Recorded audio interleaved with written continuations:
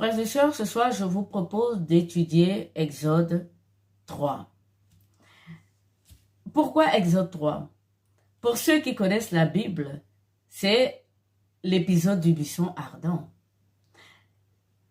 Cette étude ce soir, c'est pour compléter les précédentes vidéos. Dieu est esprit. Le Fils nous l'a révélé. Et moi, dans mes études, dans ma lecture de la Bible, j'ai constaté que l'Esprit, c'était le nom de Dieu. La prophétie, puisque tout ce qu'il désire vient à l'existence, et la parole. Ces trois, en les mettant ensemble, moi c'est ce que j'ai compris, cela donne l'esprit. Et donc pour approfondir ce que j'ai dit dans les précédentes vidéos, il m'a semblé opportun d'étudier Exode 3.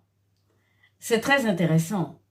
Tout le monde connaît, enfin tous ceux qui lisent la Bible connaissent bien Exode 3. C'est le buisson ardent. Exode 3, Dieu donne son nom à Moïse. Frères et sœurs, Moïse est grand devant l'Éternel. Avant donc que Dieu lui-même y donne son nom à Moïse, les Hébreux avaient donné beaucoup de noms à Dieu.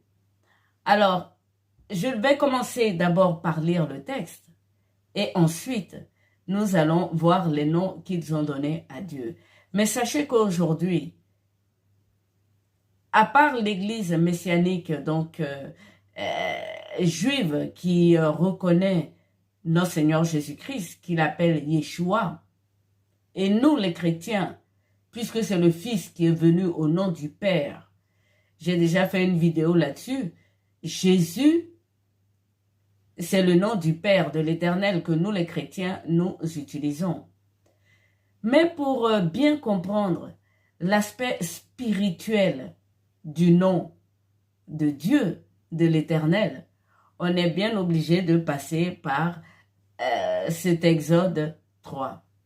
Je ne vais pas lire entièrement, je vous invite à lire chez vous ou tous les extraits que je vais vous donner par rapport au nom qu'ont employé les Hébreux. Aujourd'hui, ils n'emploient plus ce nom. Il dit Hachem, je l'ai dit plusieurs fois dans mes précédentes vidéos, qui veut dire le nom.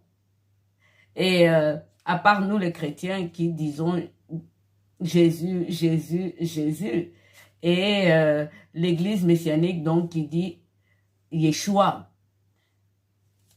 Je commence la lecture, donc c'est Exode 3. Moïse conduit au champ le troupeau de Jéthro, son beau-père, prêtre de Madian. Il mène le troupeau au-delà du désert et il vient à la montagne de Dieu, à l'Horeb. Le messager de Yahweh se fait voir à lui dans une flamme au milieu du buisson. Il voit et voici le buisson brûle de feu, mais le buisson n'est pas consumé. Moïse dit que maintenant je fasse détour pour voir cette grande vision. Pourquoi ce buisson ne brûle pas? Je vais m'arrêter là un instant. C'est vraiment intéressant. Alors, par rapport à tout ce que j'ai dit dans mes précédentes vidéos, on les retrouve ici. L'ange se fait voir dans le feu. Nous savons que Dieu n'est pas dans le feu. Pour ceux qui ont vu mes vidéos avec l'extrait de ce qui s'est passé donc avec Élie dans 1 Roi 19, je crois. Dieu n'est pas dans le feu. Et je vous ai également lu un extrait de Hébreu où Dieu disait qu'il faisait donc des anges. Ces messagers, ils faisaient des souffles et que des flammes de feu. Là, nous le voyons ici. C'est écrit. Je ne sais pas la traduction que vous avez, mais c'est intéressant. Il est dit ceci. Il mène le troupeau au-delà du désert et il vient à la montagne de Dieu à l'Horeb. Le messager, donc c'est l'ange, le messager de Yahweh se fait voir à lui dans une flamme de feu au milieu du buisson.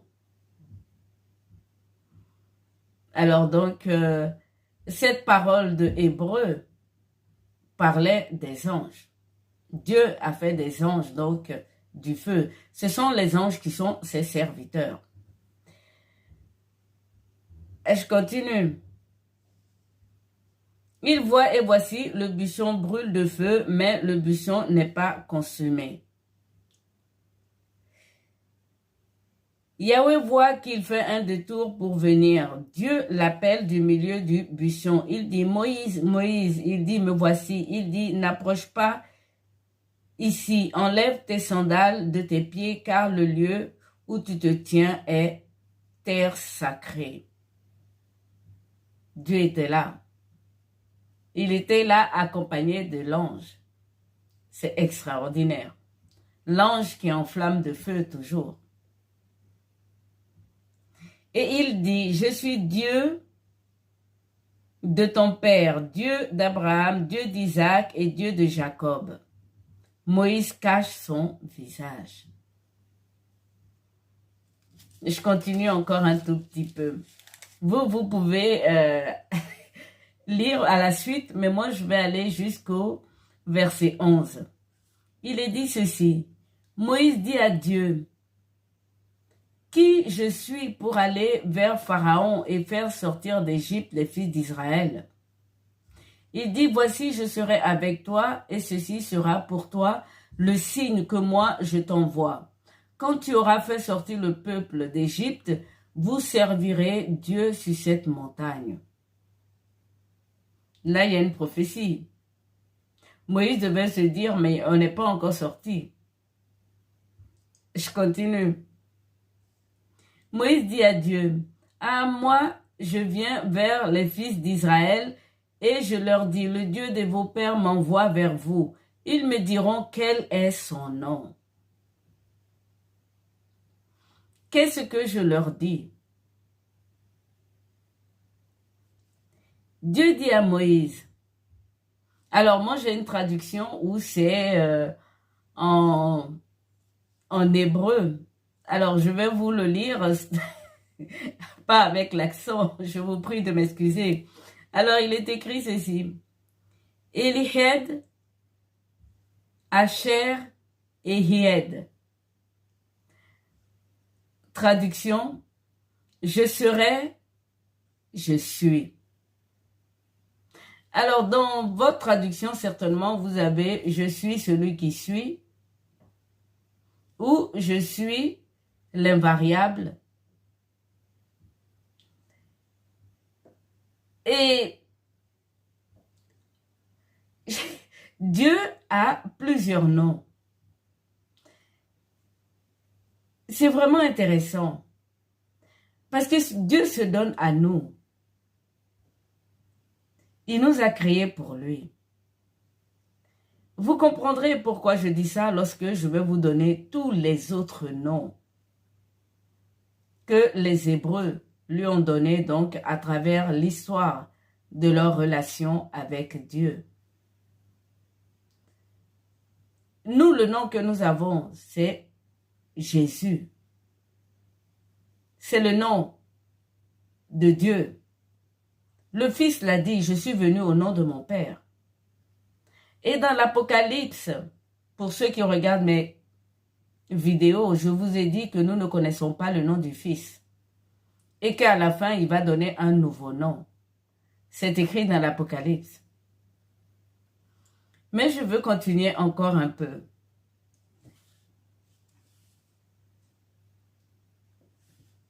Dieu dit encore à Moïse, ainsi tu diras aux fils d'Israël, Yahweh, Dieu de vos pères, Dieu d'Abraham, Dieu d'Isaac et Dieu de Jacob m'envoie vers vous.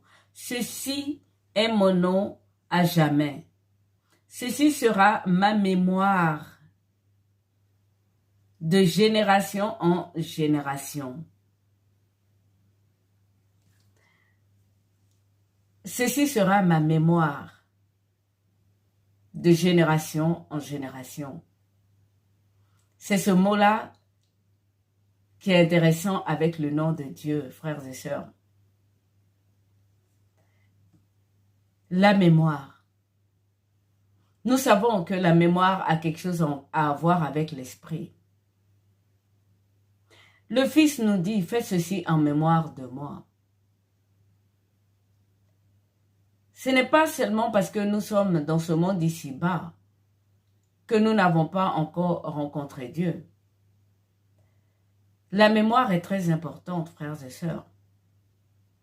Et le nom de Dieu, comme je vous l'ai dit, qui est esprit, vous voyez que le nom, c'est la mémoire. Lorsque vous rencontrez quelqu'un, vous l'appelez par son nom. Lorsqu'on oublie le nom de quelqu'un, c'est comme si spirituellement, on l'avait oublié. Je vous donne un exemple tout simple parce que je fais la vidéo pour les jeunes qui me suivent. J'espère qu'ils me suivent. Si vous ne connaissez pas le nom de votre amoureux ou de votre amoureuse, si vous vous trompez, un soir vous lui dites un autre nom au lieu de son propre nom, quelle réaction va-t-elle avoir? Et vous-même, quelle réaction vous allez avoir? Et oui, le nom est très important, frères et sœurs. Et le nom de Dieu est très important. Pour ceux qui connaissent la Bible, il est carrément conseillé de respecter le nom de Dieu. On n'emploie pas le nom de Dieu n'importe où, ni n'importe comment. C'est là où je voulais en venir ce soir avec cette vidéo. Craindre le nom de Dieu, c'est très important. La Bible en est remplie. Craindre Dieu, personne ne connaît Dieu. Personne ne l'a jamais vu. On ne le connaît que par son nom, par la mémoire de son nom. Si je fais cette vidéo ce soir, ce n'est pas pour prolonger ce que vous avez déjà compris. C'est que je n'ai pas dit qu'il fallait craindre le nom de Dieu et qu'il ne faut pas l'employer n'importe comment. Dieu tient un livre devant lui dans lequel il écrit le nom de tous ceux qui craignent son nom. Frères et sœurs, on parle de ce livre dans Malachie 3. À partir des versets 13. C'est notre Seigneur, donc c'est l'Éternel qui discute avec les Hébreux, nos précurseurs. Nous savons que la loi était très dure pour eux. Voici donc cette petite discussion. Il est dit ceci, donc à partir des versets 13. Vous dites, vos dires sont durs contre moi, dit Yahweh. Quel dire contre toi, disent nos précurseurs. Et Yahweh répond, vous dites, on sert Dieu pour rien. À quoi bon se régler sur ces règles et marcher lugubre face à Yahweh des milliers? Appelons désormais bienheureux les insolents. Les cyniques sont bien lotis, même ceux qui défient Dieu s'en tirent.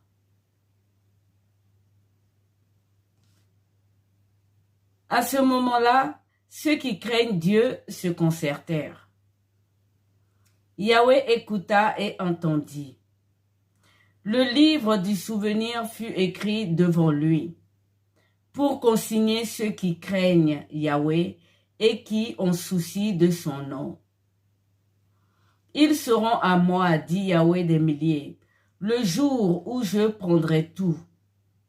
Et je les épargnerai comme quelqu'un épargne le fils qui le sert.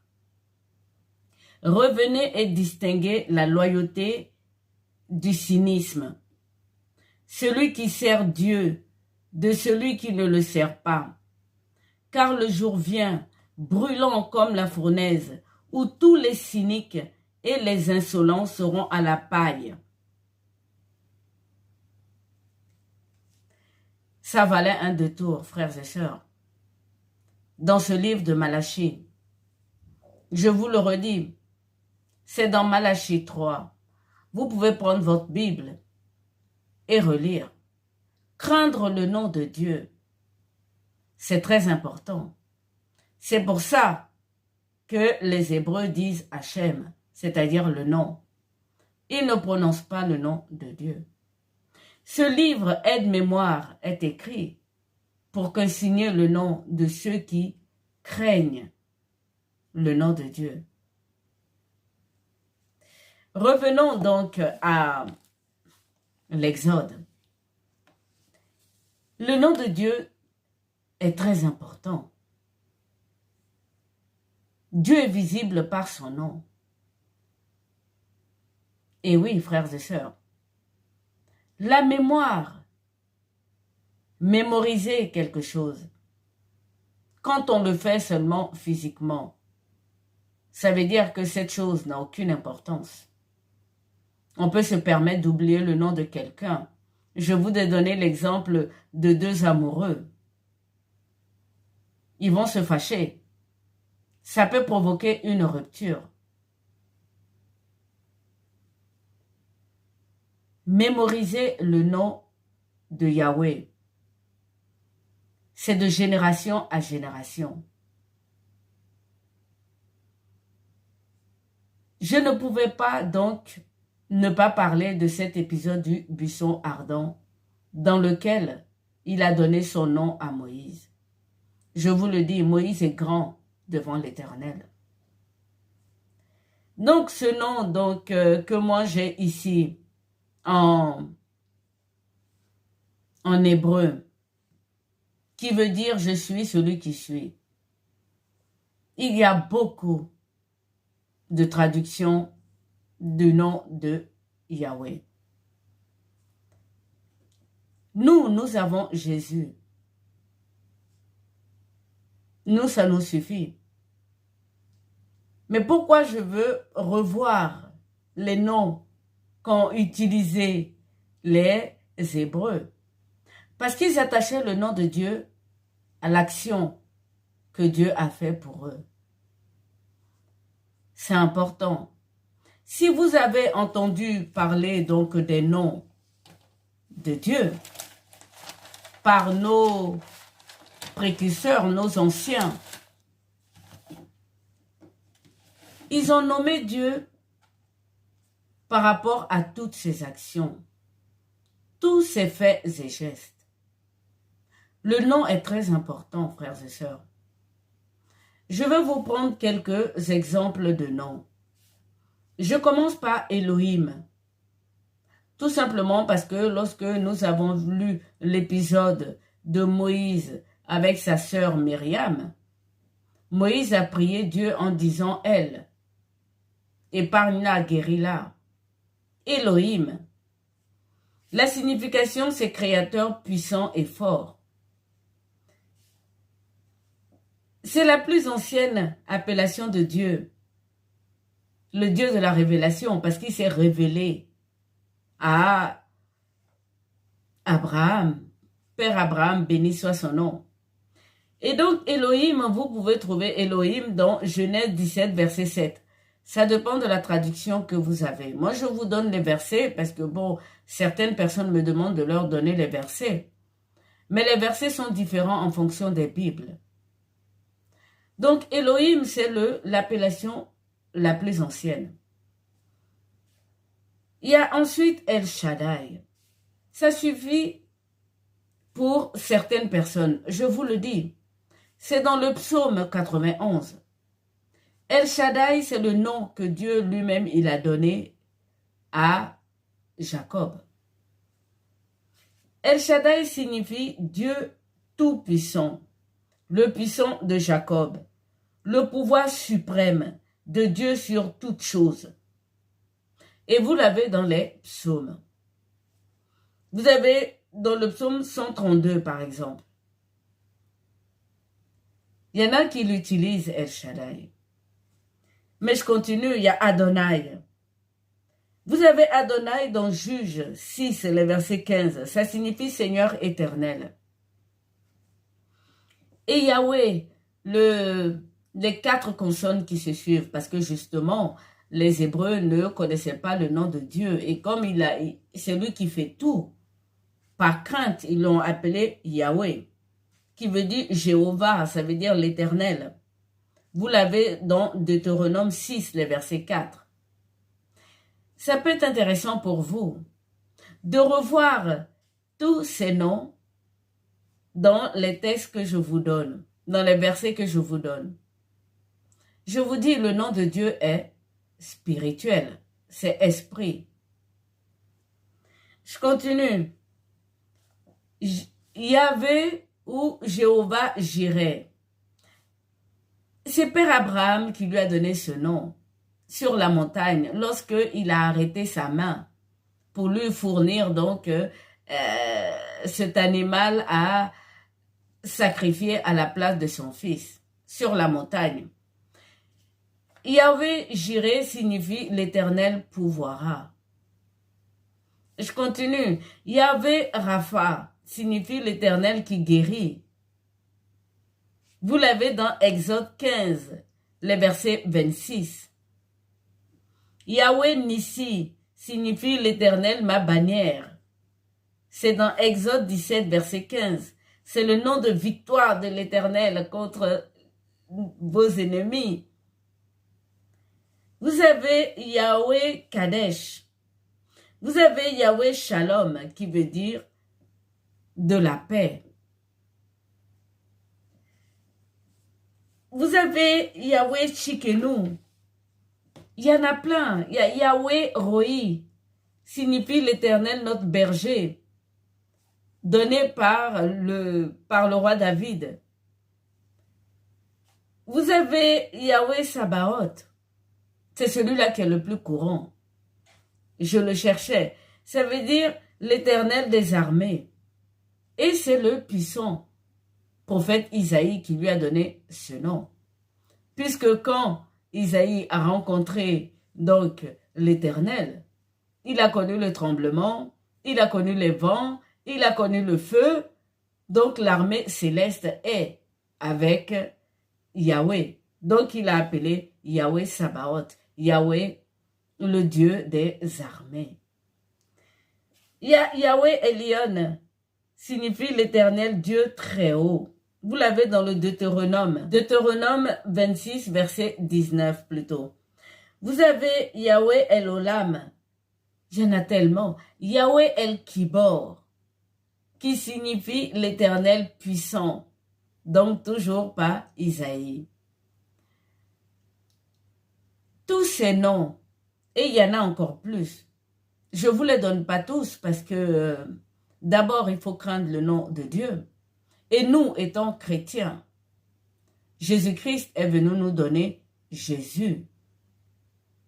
Donc, il faut craindre ce nom-là aussi, puisque c'est le nom de Dieu, de l'Éternel. Jésus-Christ nous l'a dit. Je suis venu au nom de mon Père.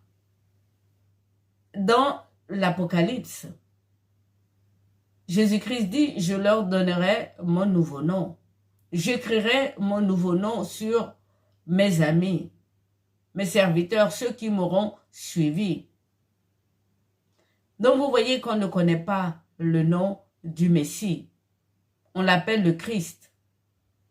C'est pour ça qu'en disant Jésus-Christ, on n'est plus correct parce que là on s'adresse au Fils. Donc, lorsque je dis dans mes précédentes vidéos que Dieu est esprit, et que ça passe par son nom. Ça passe par la mémoire, donc de son nom. Et faire mémoire de quelque chose, c'est aussi craindre cette chose. Le Seigneur nous dit de faire mémoire de lui dans l'Eucharistie. Et c'est ce que nous faisons en partageant le pain et le vin. La mémoire est très importante, frères et sœurs. Ça a quelque chose de spirituel. Maintenant, je vais continuer.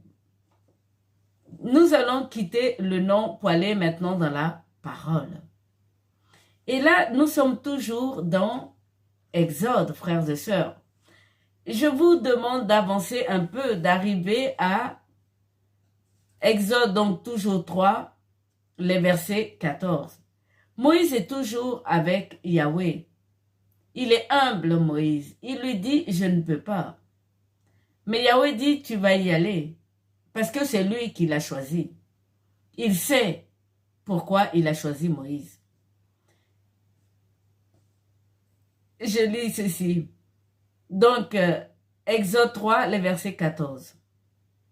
La colère de Yahweh brûle contre Moïse. Il dit, n'y a-t-il pas Aaron, ton frère, le Lévite?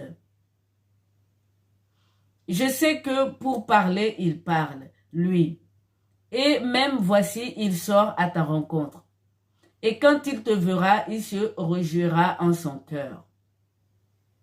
Donc vous voyez que Dieu avait bien prévu de prendre les Lévites à son service. Mais on ne parle pas de ça, on va continuer encore un tout petit peu. Dans le verset 15, le verset suivant, il lui dit ceci. Tu lui parleras et tu mettras les paroles dans sa bouche. Et moi, je serai avec ta bouche et avec sa bouche. Et je vous instruirai de ce que vous ferez. Tenez-vous bien, frères et sœurs. Le prochain verset. Lui, il parlera pour toi au peuple. Lui, il sera pour toi une bouche, et toi, tu seras pour lui un Dieu.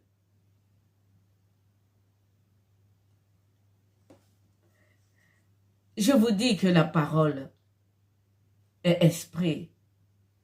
La parole est Dieu. Je vous le relis. C'est donc dans Exode 3, trouvez ce verset et relisez-le plusieurs fois. C'est le verset 15. Il lui dit ceci. Tu lui parleras et tu mettras les paroles dans sa bouche. Et moi, je serai avec ta bouche et avec sa bouche. Et je vous instruirai de ce que vous ferez. Lui, c'est le verset 16. Lui, il parlera pour toi au peuple. Lui, il sera pour toi une bouche. Et toi, tu seras pour lui un Dieu. C'est magnifique. Lorsque vous mettez votre parole dans la bouche de quelqu'un, vous êtes pour cette personne un Dieu.